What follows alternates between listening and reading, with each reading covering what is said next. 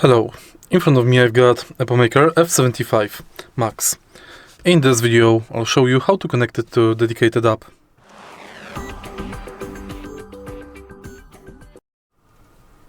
In the beginning, make sure that your keyboard is connected to your PC, and on PC let's go to EPOMAKER.com.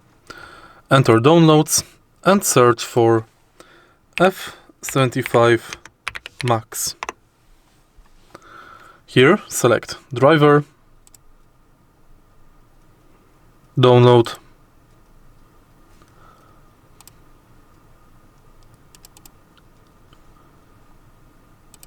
and install it.